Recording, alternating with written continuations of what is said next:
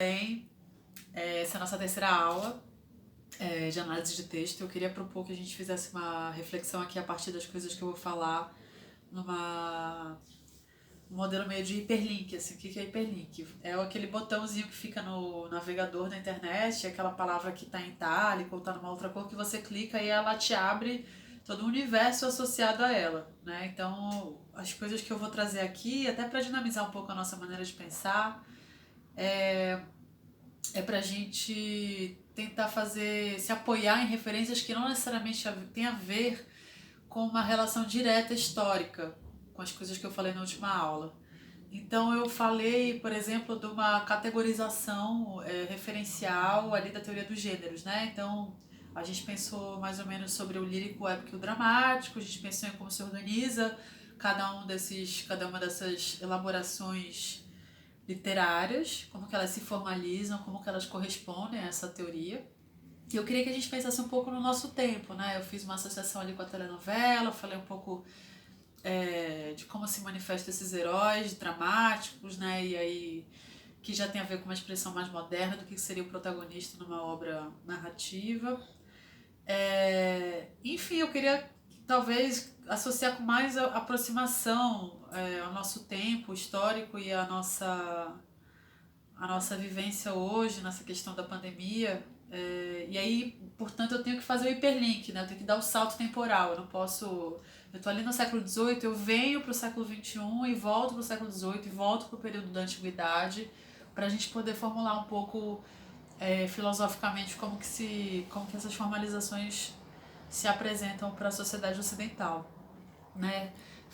Vou falar com pormenores aqui para a gente poder caminhar juntos, assim. O que seria a sociedade ocidental, gente? Por que eu sempre estabeleço essa relação bem nomeada, que o que a gente está estudando aqui é a cultura ocidental? Porque existe toda uma seara, um campo, vários campos, na verdade, de constituição de aprendizado e de saberes que não estão sob o nosso alcance quando a gente começa a estudar a história do teatro, ou a filosofia, ou a estética, à luz da antiguidade clássica grega e depois romana, greco-latina, né? Vejam, isso é uma eleição política, né? Quando a gente começa a achar que a história das civilizações nasce na Grécia, a gente não só está embranquecendo, elitizando, é, estabelecendo esse parâmetro hegemônico para nossa origem cultural, como a gente está pagando toda uma gama de referenciais que são muito ricos e que fogem ao nosso processo de estudo, né? Eu não estou falando só da arte oriental, estou falando de uma arte ameríndia, estou falando de uma arte africana, uma manifestação estética dos polos, de repente, né? Enfim, uma estética do frio, não sei, né? São possibilidades aí para a gente pensar. Na nossa escola a gente estuda a cultura ocidental à luz dessas referências que são as primeiras, que são referências gregas, né? Então por isso a gente acaba às vezes naturalizando que essas referências elas são do mundo inteiro, mas elas não são necessariamente. Continuando. Então, tudo certo? É, Bom, a gente terminou o encontro passado falando mais ou menos sobre essa ideia da representatividade dessas personagens no drama, né, que é essa categoria aí dramatúrgica, teatral, super importante, que vem se fortalecendo no século XVIII. Ela é filha da teoria da teoria dos gêneros, que a gente aprendeu na última aula. O drama é tão poderoso que a gente até associa a palavra drama à palavra teatro diretamente, né? Então, nos Estados Unidos, por exemplo, a gente chama a aula de teatro de drama class, né? De tão associados, de tão profundamente entrelaçado que esse gênero ficou à linguagem teatral. Mas o teatro não é só drama, né? O teatro pode ser a tragédia, como a gente já viu, a comédia, o teatro pode ser um melodrama, né? Que seria essa expressão mais radicalizada e patética, né? Do drama. Só que em alguma medida todos esses gêneros se associam ao drama que se tornou no século XVIII uma manifestação dominante, né? Porque, enfim, por razões históricas e políticas, que o homem burguês se tornou aquele a ser representado na cena teatral e por isso eu precisava achar um gênero que desse conta da expressão dele no palco, né? A tragédia, como a gente pôde ver, a tragédia tanto a clássica quanto a elisabetana, eles expressam, esses são gêneros que expressam é um determinado sujeito no palco, que é o sujeito da monarquia e o sujeito do clero, né? Enfim, pensar em representatividade, então fazendo uma ponte para o nosso tempo. Essa é uma experiência que a gente tem tido há alguns anos, né, sobre o debate da representatividade negra na televisão, representatividade trans, representatividade de gênero no nível mais binário, digamos assim, representatividade regional, representatividade etária. A gente viu que abriu-se, né, um extenso debate sobre isso. E não necessariamente ele se inaugura agora, né? Essa ideia de quem vai ser representado, de quem vai ser projetado em cena para se tornar uma espécie de referencial estético, já existe e perdura desde a Antiguidade Clássica, ou desde que a gente na cultura ocidental nomeia o teatro de teatro, né? Esse também um debate interessante para a gente pautar na história e não achar que os pleitos mais recentes de representatividade eles vêm do nada, né? Eles são... enfim, ímpetos espontâneos de uma pauta política totalmente desassociada do tempo histórico, né? Pelo contrário, né? São pautas muito arraigadas no tempo histórico e numa discussão do que seria a história da estética ocidental. Enfim, gente, eu queria, além de falar tudo isso, também queria que vocês tentassem responder para mim o que vocês têm assistido, quais são os materiais que vocês têm observado.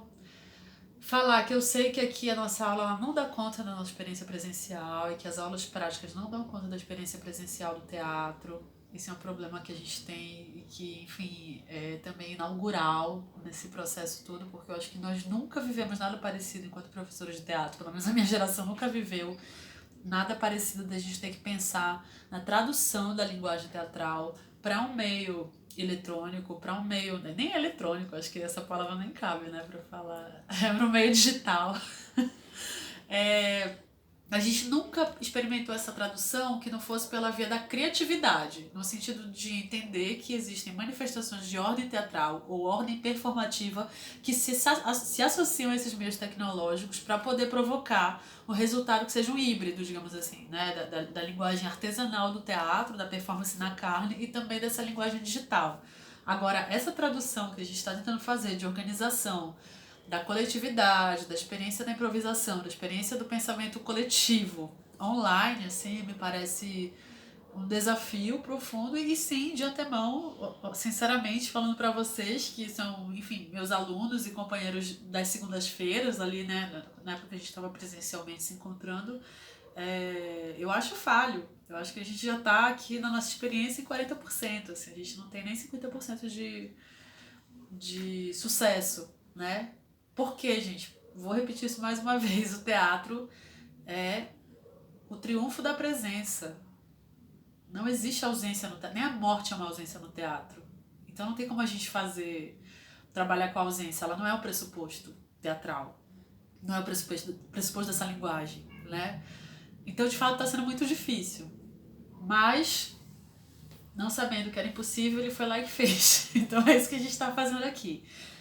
Nesse sentido, eu queria chamar a atenção de vocês para um lugar muito importante do drama, enquanto gênero, que é o fato dele ser constituído fundamentalmente pelo diálogo, né? Por quê? Porque, segundo a filosofia da linguagem, a gente se comunica através das palavras, do idioma, enfim, da fala, além de outras linguagens possíveis, mas aí eu estou falando de uma maneira muito tradicional do que seria a comunicação, e, portanto, através do diálogo. Né? Eu converso com você e a gente consegue se entender. Vocês pensam na literatura, um pouco a formalização disso se dá pelo travessão, né? Uma pessoa fala uma coisa, outra fala outra. No roteiro teatral isso é estabelecido pela... né, o nome da personagem, embaixo tem a fala, o nome da personagem, embaixo tem a fala. Enfim, pensar como é poderoso o lugar do discurso enquanto organização de ideias e exercício de poder, né? Então, o discurso no teatro, ele não fala só, o discurso falado, enfim, essa ideia do diálogo, não diz respeito só a simples constatação de que as pessoas têm necessidade de se comunicar. Pelo contrário, ele tem uma função secundária, que na verdade é prioritária, mas ela se manifesta na sublinha ali, né, no subterrâneo da fala, que é expor a ideia e também expor o autor da ideia. Então, uma frase, uma fala no teatro fala muito mais da personagem do que necessariamente informa algo que está para além daquele diálogo, né? Se o Hamlet fala e o resto é silêncio, isso fala muito mais dele enquanto alguém que está compreendendo aquela tragédia do que necessariamente um final ali fechado, né? A poesia do Hamlet fala muito mais dele do que da própria poesia e da própria trama. É um ponto de vista, né? E isso tem a ver com a ideia, gente, de que a gente tem o exercício das nossas relações se dá pela palavra. E por que eu tô falando isso? Porque a gente vai ter uma outra linguagem que vai se associar muito ao teatro, que é a dança-teatro, digamos assim, que é um conceito da Pina Bausch ali já da década de 70, ou seja, século XX, e que vai prescindir da palavra. A dança já prescinde da palavra para existir, claro, né? É puro movimento corporal, mas a dança-teatro tem algo de teatral, tem algo de teatralidade, tem algo de performativo que ainda diz respeito à linguagem teatral, né?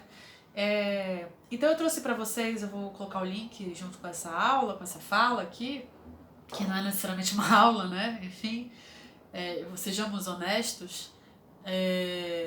Mas botar o link de alguns referenciais de dança contemporânea que, em certa medida, conseguem configurar o exercício do poder, inclusive do discurso, o exercício da autonomeação que o discurso produz, sem discurso falado, né? O que é muito interessante. Então, ali, por exemplo, no Rosas das Rosas, que é um grupo, né, alemão, você vê a pungência de uma instituição, de um domínio sobre os corpos, se dando como ali referencial de reflexão, de especulação, sem a evocação de uma palavra sequer, né? São só os corpos ali em incidência de dança, né? Então o que seria essa ideia da dança, né, gente? Isso é belíssimo, né? Acho que quem faz teatro tem um pouco de inveja de quem faz dança. Porque a gente precisa usar a palavra toda hora e a dança já no silêncio se resolveu completamente. A dança contemporânea e a dança moderna, elas vão um pouco contestar o que seria a dança clássica, digamos, os termos do balé, que é o mais, enfim, o mais conhecido da dança clássica, no sentido de achar o pequeno gesto como um gesto expressivo. Então, quais são os gestos do nosso cotidiano que podem ser gestos de dança? Aqui entra o que eu quero dessa aula, gente, a performance que eu quero dessa aula. Para além de toda a pandemia, as dificuldades, qual é o gesto cotidiano que se tornou raro? Esse é o exercício que eu quero de vocês. A gente está falando de diálogo, de drama, de teoria teatral, de análise de texto, tudo é da tradição da fala, da escrita. E agora eu quero cortar essa aula e pensar um pouco na nossa experiência que não é da ordem do dizível. E talvez ali eu queria também recapitular e resgatar a experiência que a gente fez com as fotografias. Então, quais são os gestos do meu cotidiano que se tornaram raros? O que eu fazia antes disso acontecer? E que agora se tornou um detalhe que me faz bem lembrar que eu fazia, né? Qual era a rua que eu pegava para ir para a escola? Qual era o ônibus que eu pegava e o que eu olhava nele que me fazia, que agora me faz falta, e quando eu tinha não fazia falta alguma, eu até achava que eu podia viver sem. É isso que eu quero de vocês, que vocês escrevam para mim aqui embaixo, nessa nossa plataforma, de uma maneira bonita e literária, não como uma resposta de prova, mas qual é o gesto cotidiano que se tornou raro? Eu vou pensar nos meus também, e aí vou responder para vocês, tá bom? Desculpem a demora, isso é sintoma de uma estrutura tecnológica muito precária e também de certo desânimo pedagógico. Não com vocês, mas com isso que a gente está vivendo agora. Muito difícil dar aula para uma câmera. Muito difícil. Embora eu esteja... tenho minha assistente atrás da câmera. É muito difícil conversar com sei lá, com logaritmos ou algoritmos. Eu nunca sei qual a palavra certa. Algoritmos. Mas vamos nessa, tá, gente? Não vamos deixar a peteca cair. Beleza? Então, até o próximo encontro.